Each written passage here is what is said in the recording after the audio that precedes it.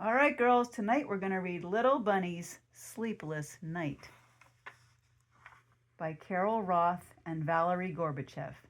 There's Little Bunny. Little Bunny's Sleepless Night. Little Bunny had no brothers or sisters. He had his very own room with his very own bed. But sometimes he got lonely, so lonely that he couldn't fall asleep. One night he thought, "What I need is the company of a good friend." So he hopped next door to his good friend Squirrel. "May I sleep here tonight?" "Of course," said Squirrel as he welcomed him in. Tucked all snug in bed next to Squirrel, Little Bunny thought how lucky he was not to be alone. "Good night, Squirrel," said Little Bunny. "Good night, Little Bunny," answered his friend. Falling asleep was easy, but staying asleep was not. Little Bunny was soon awakened by crunch, crunch, crunch. "What's that noise?" he asked as he sat up in bed. "It's just me cracking acorns," said Squirrel. "I always have a little snack in the middle of the night." "Well, thanks for having me, but I can't sleep with all that noise." So Little Bunny left and hopped some more until he reached his good friend Skunk. "May I sleep here tonight?" "Yes, yes, 100 times yes," shouted Skunk. "No one has ever asked to sleep over before." Afraid Little Bunny might change his mind, Skunk quickly pulled him inside. "This is fun," Skunk said as they got into their beds.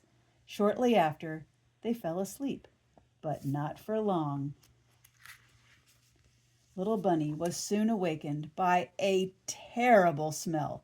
"What smells?" he asked as he jumped up. "I'm afraid I do," said Skunk. "I forgot someone else was in my room and I got scared and sprayed." "Well, thanks for having me, but I can't sleep with that smell." So Little Bunny left and hopped some more until he reached his good friend Porcupine. "May I sleep here tonight?" "Certainly," said Porcupine. "You take my bed and I'll sleep on the floor." "Yippee!" shouted Little Bunny as he climbed into Porcupine's bed and bounced around with excitement. "Ow!" she screamed. "What do you have in here?" "It's just my quill," said Porcupine. I lose some every now and then." "Oh, well, thanks for having me, but I can't sleep with those prickles." So Little Bunny left, and he hopped some more until he reached his good friend Bear. "May I sleep here tonight?" "Why, sure. Make yourself at home," said Bear.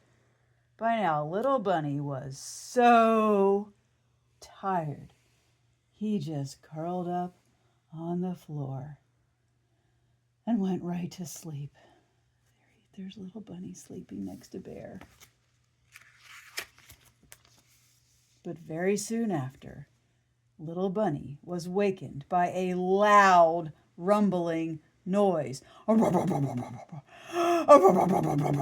no, it's thundering," he thought. But it wasn't thundering at all. His friend Bear was snoring. "Well, I can't sleep with that snoring," said Little Bunny. So he left and hopped some more until he reached his good friend Owl. "May I sleep here tonight?" "Why, yes, if you want to," said Owl. "Just follow me." An exhausted Little Bunny went right to sleep. But soon he was awakened by a bright light shining in his eyes. "Put the light out!" he shouted. "I can't," said Owl. "I stay up reading every night, and that's how I got to be so wise." "Well, since you're so wise, could you please tell me how I'm ever going to get some sleep?" "That's easy," said Owl. "Just go back home where you belong." So Little Bunny took his wise friend's advice. Too tired to hop, he dragged himself home. His bed never looked so good to him before. Oh, he's so happy to be back in his bed. He jumped right in. "How wonderful," he said to himself as he snuggled down. No crunching noise, no terrible smell, no prickly quills, no snoring, and no bright lights. Just me by myself in peace and quiet. Now I can fall asleep. And that's just what little bunny did. The end.